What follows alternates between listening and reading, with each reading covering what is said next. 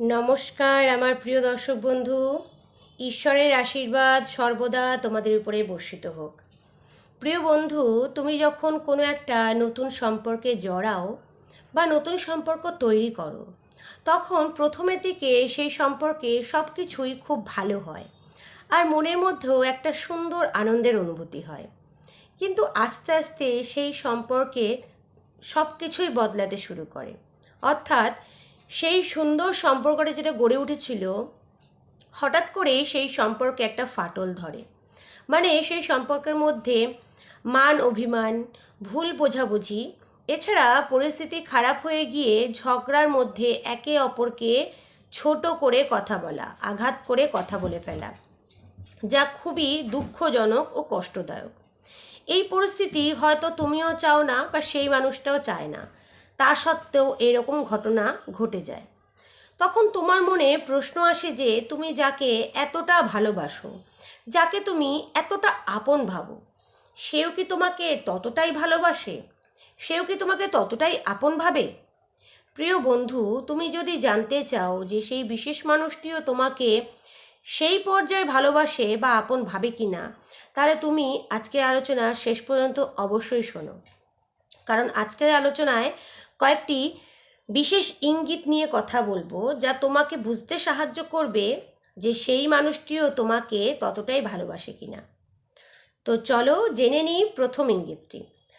প্রথম ইঙ্গিতটি হলো, মনে করো তুমি কোথাও বসে আছো বা বন্ধুদের সঙ্গে গল্প করছো বা কোথাও কোনো আলোচনা সভায় আছো, কোনো মিটিংয়ে আছো। সেই ব্যক্তির কোনো ছবি বা নাম তোমার সামনে উচ্চারণ হলো না, তা সত্ত্বেও হঠাৎ করেই সেই মানুষটির কথা বা তার ছবি তোমার মনে ভেসে উঠল। আর শুধু তাই নয়, এই স্মৃতিটা এতটাই শক্তিশালী যে তুমি তাতে এতটা গভীরভাবে ডুবে যাও যে তোমার তখন কোনো কিছুরই হুঁশ থাকে না। মানে তুমি তখন তোমার বর্তমান জগতে আর থাকো না, তোমার সব ভাবনাই হঠাৎ করেই সেই স্মৃতিতেই আটকিয়ে যায়। এই স্মৃতিটা এতটাই শক্তিশালী ও বাস্তব হয় যে তোমার শরীর তখন বর্তমানে থাকলেও তোমার মন বা তোমার আত্মা সেই স্মৃতিতে ডুবে থাকে। হয়তো সেই মুহূর্তে তোমার চারপাশের মানুষ তোমার সাথে কথা বলছে, কিন্তু তাদের কথা বলা তাদের কথা তোমার কানে প্রবেশই করে না। তারা যদি তোমাকে কিছু জিজ্ঞাসাও করে, তখন তুমি কিছুই বলতে পারো না। মানে হলো, হঠাৎ করে তুমি ভ্যাবাচাকা খেয়ে যাও তাদের প্রশ্নের। আর তাছাড়া সে কি বলল, তুমি তাদেরকে আবার সেটা জিজ্ঞাসা করো। এর কারণ হলো, তোমার ভাবনা সেই সময় সেই মানুষটির স্মৃতিচারণ করতে থাকে। তোমাকে যখন কেউ জিজ্ঞেস করে যে তোমার কি হয়েছে, তুমি তখন তাকে তোমার অনুভূতিটা বলতে পারো না। কেননা এই অনুভূতিটা এমন যে কাউকে বলে বোঝানো যায় না। একমাত্র যে অনুভব করে সেই এটাকে বুঝতে পারে। তুমি তোমার সেই সুন্দর মুহূর্তটিকে অনুভব করতে থাকো। এটা অনেকটা ওই টাইম ট্রাভেলের করার মতন অভিজ্ঞতা। প্রিয় শ্রোতা, যদি তোমার সাথেও এরকম ঘটনা ঘটছে, তবে এটা একটা ইঙ্গিত যে সেই বিশেষ মানুষটিও তোমাকে মনে করছে। এটা কিন্তু কোনো একটা কাকতালীয় ঘটনা নয়। আসলে সেই বিশেষ মানুষটিও তার মনের শক্তির মাধ্যমে সে তোমার সাথে যুক্ত হচ্ছে। প্রিয় বন্ধু, যখন কোনো মানুষ তোমাকে মনের গভীরতা থেকে স্মরণ করে, তখন তার অনুভূতির শক্তি কোনো না কোনো প্রকারে তোমার কাছে পৌঁছাতে শুরু করে। হয়তো তুমি তা বুঝতে পারো না, কিন্তু তোমার অন্তরাত্মার শক্তি সেই অনুভূতিকে অনুভব করতে পারে। আর তোমার ভাবনা সেই বিশেষ মানুষটির উপস্থিতি অনুভব করতে শুরু করে। এখানে তোমার একটা কথা জেনে রাখা উচিত যে এই রকম অনুভূতিটা শুধু তোমার হচ্ছে তা নয়, এটা সেই বিশেষ মানুষটিও অনুভব করছে। এই শক্তিটা সেই বিশেষ মানুষটির কাছ থেকেই তোমার কাছে আসছে। আর এই কারণে তুমি তার স্মৃতিতে বারবার ডুবে যাচ্ছ। এই রকম অনুভূতি হলে কখনোই সেটাকে সাধারণ ভেবে এড়িয়ে যেও না। কারণ এই রকম অনুভূতি তোমাদের দুজনের ভালোবাসার গভীরতাকে প্রকাশ করে। বলতে পারো যে এটা তোমার আর তার মধ্যেকার ভালোবাসার একটা সেতু বন্ধন তৈরি করে। আর এখন সেই বিশেষ মানুষটিও তার জীবনের প্রতিটি সময় তোমার কথা ভাবছে। তো চলো বন্ধুরা, এবার জেনে নিই দ্বিতীয় ইঙ্গিতটি। যদি সেই বিশেষ মানুষটি তোমাকে অনেক বেশি মনে করে থাকে, তা তুমি কি করে বুঝবে? আসলে সেই বিশেষ মানুষটি তোমাকে ধ্যানের মাধ্যমে, টেলিপ্যাথির মাধ্যমে বা অন্য কোনো প্রক্রিয়া ব্যবহার করে তোমার কাছে কিছু ইতিবাচক বার্তা পাঠাতে চায়, তাহলে তুমি অবশ্যই নিজের মধ্যে একটা তীব্র মানসিক শক্তি অনুভব করবে। কারণ সেই বিশেষ মানুষটি তোমার কাছে একটা পজিটিভ এনার্জি পাঠায়, যার মাধ্যমে সে তার মনের ভালোবাসার বার্তা তোমার কাছে প্রেরণ করে, যাতে সে তোমার সাথে কোনো না কোনো প্রক্রিয়াতে বা কোনো না কোনো উপায়ে সংযুক্ত হতে পারে। আর প্রিয় বন্ধু, যখনই কেউ এইভাবে তোমার সাথে বন্ধন স্থাপন করতে চেষ্টা করে বা যুক্ত হতে চেষ্টা করে, তখন তুমি এই এনার্জিকে নিজের অবচেতন মনে অনুভব করতে পারো। তোমার মন নিজের অজান্তেই বারে বারে সেই মানুষটির ভাবনায় জড়িয়ে পড়ে, আর বিনা কারণেই সেই মানুষটির সাথে জড়িত জিনিসগুলো তোমার মনের মধ্যে চলে আসে। তুমি একটা জিনিস খেয়াল করে দেখো, যে ধরো জোরপূর্বক তুমি সেই বিশেষ মানুষটিকে মনে না করার চেষ্টা করো, তাও দেখবে যে সেই মানুষটি বা সেই ব্যক্তিটি যে কোনোভাবেই হোক তোমার চিন্তায় এসে ভিড় করবে।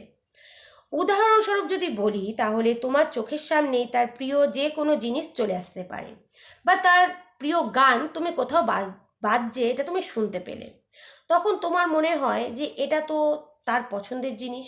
এরকম অনেক কিছুই। এই অনুভূতিগুলো ঠিক এই রকম, যে মনে হয় যেন স্বয়ং মহাবিশ্ব তোমাকে সেই বিশেষ মানুষটির কথা স্মরণ করিয়ে দিচ্ছেন। প্রিয় বন্ধু, এটা কিন্তু কোনো সমসাময়িক ঘটনা নয়, এটা হলো সেই বিশেষ মানুষটির মানসিক শক্তির বহিঃপ্রকাশ, যা যে কোনোভাবে তোমার জীবনে প্রবেশ করছে। সেই বিশেষ মানুষটি হয়তো সেই সময় তোমার জীবনযাত্রায় নাও থাকতে পারে, মানে হলো হয়তো কোনো কারণবশত তোমাদের মধ্যে দূরত্ব তৈরি হয়েছে, তা সত্ত্বেও সেই মানুষটির মানসিক শক্তি তোমাকে প্রভাবিত করছে। সেই ব্যক্তি এমন করে তোমার জীবনে প্রতিনিয়ত তার ছাপ রেখে চলেছে যে তুমি যদি নিজে না চাও, তাও তুমি তা অনুভব করছো। তুমি মনে মনে যতই ভাবো না কেন যে তুমি তাকে নিয়ে ভাববে না, তাকে মনে করবে না, কিন্তু তার প্রেরিত ইতিবাচক শক্তি বারবার তোমাকে তার দিকে আকর্ষণ করছে। যদি তোমার না চাওয়া সত্ত্বেও দেখো যে এরকম কোনো মানুষের কথা বারবার তোমার জীবনে আসছে, অথবা তার প্রিয় জিনিস আপনা আপনি তোমার সামনে এসে যাচ্ছে, তবে এটি একটি ইঙ্গিত যে সেই মানুষটিও তোমাকে সত্যি সত্যি গভীরভাবে মনে করছে, আর তার মানসিক শক্তি তোমার সাথে যুক্ত হয়ে এমনভাবে কাজ করছে যা হয়তো তুমি প্রথমের দিকে ঠিক বুঝতেই পারবে না যে এটা তার দিক থেকে আসা একটা শক্তির প্রভাবে হচ্ছে। তাই বন্ধু, তোমার সাথে যদি এমনটা ঘটে, তাহলে বুঝে নাও যে এই অনুভূতিটা তোমারই যে শুধু হচ্ছে তা নয়, এটা সেই মানুষটির থেকে আসা অনুভূতি, যা এখন কোনো না কোনো প্রকারে তোমার জীবনযাত্রায় রয়েছে, চাই তুমি তার থেকে যতই দূরে থাকো না কেন। আর মানসিক শক্তির স্তর দিয়ে সে এখন তোমার সাথে সংযুক্ত হয়ে আছে। এবার আসি তৃতীয় ইঙ্গিত নিয়ে, যা তোমাকে ভালোভাবে বুঝতে সাহায্য করবে যে সেই মানুষটি তোমাকে মনে করছে কিনা। যদিও তার ব্যবহার যতই পরিবর্তন হোক না কেন, ধরো যে সে তোমাকে ফোন করে না, বা তোমার ফোন ধরছে না, অথবা শুধু তোমার সাথেই কথা বলার সময় পাচ্ছে না, বাদবাকি সব কাজই সে করছে। যদিও এই সব কিছু দেখে তোমার মনে হতেই পারে যে সে আর তোমাকে পছন্দই করে না, বা তোমার সাথে কোনো রকম সম্পর্কই রাখতে চায় না। প্রিয় বন্ধু, যদি তার ব্যবহারটা এতটাই আঘাতজনক হয়, তাহলে তোমার এটা মনে হবেই যে সে তার জীবন থেকে তোমাকে পাকাপাকিভাবেই চলে যেতে বলছে।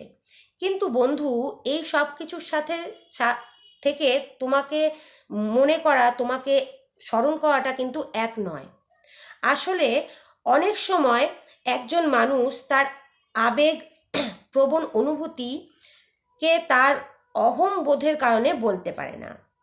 সেই মানুষটির এই রকম ব্যবহার তার অন্তরের সমস্যার বহিঃপ্রকাশ হতে পারে যে সে কোনো কারণবশত খুব অস্থিরতা অনুভব করছে, খুব হতাশ বা ডিস্টার্ব হয়ে আছে, বা সেই সময় তোমার সাথে কথা বলার মতো পরিস্থিতি তার নেই। তবে এই সব কিছুর মানে এই নয় যে সেই মানুষটি তোমাকে মনে করে না। অনেক সময় মানুষ তার মনের মধ্যে চলা কিছু জিনিস নিয়ে নিজের সাথে এতটাই দ্বন্দ্ব হতে থাকে, আর সেই কারণেই মানুষটি এই রকম ব্যবহার করে থাকে। তাই প্রিয় বন্ধু, যদি তোমার সাথে এই রকম হয় তাহলে তুমি সেই মানুষটিকে একটু সময় দেবে আর দেখবে সব ঠিক হয়ে গেছে। কিন্তু হ্যাঁ বন্ধু, আমি কখনোই তোমাকে সেই সম্পর্কে সময় দিতে বলবো না যেখানে তোমার আত্মসম্মানে আঘাত আসে।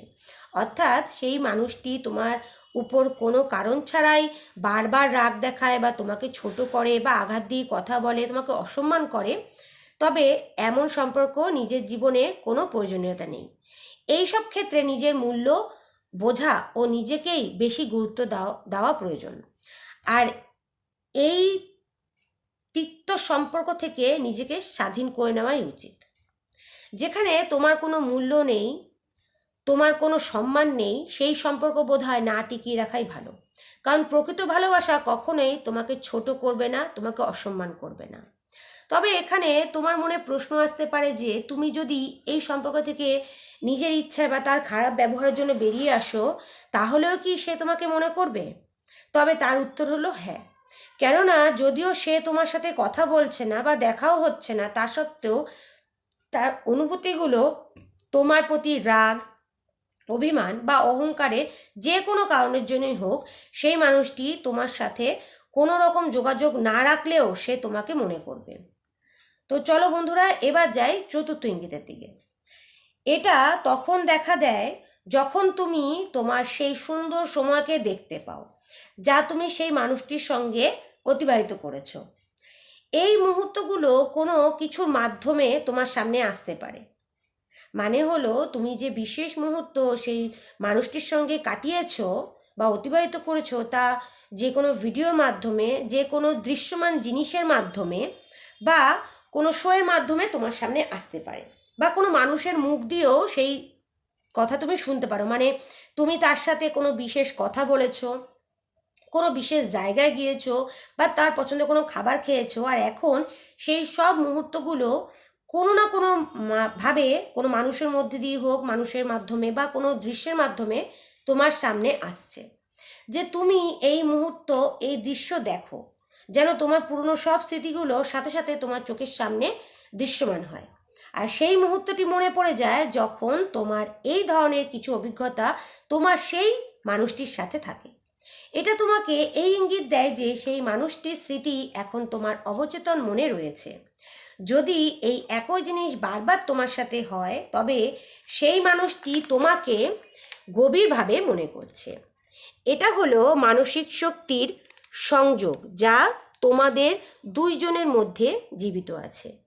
আর সবশেষে বলবো, একটা কথা মনে রেখো, এই ইঙ্গিতগুলো সাধারণ হলেও তোমার জীবনে এর প্রভাব অনেক বেশি আর এর শক্তিও অনেক বেশি। ধন্যবাদ।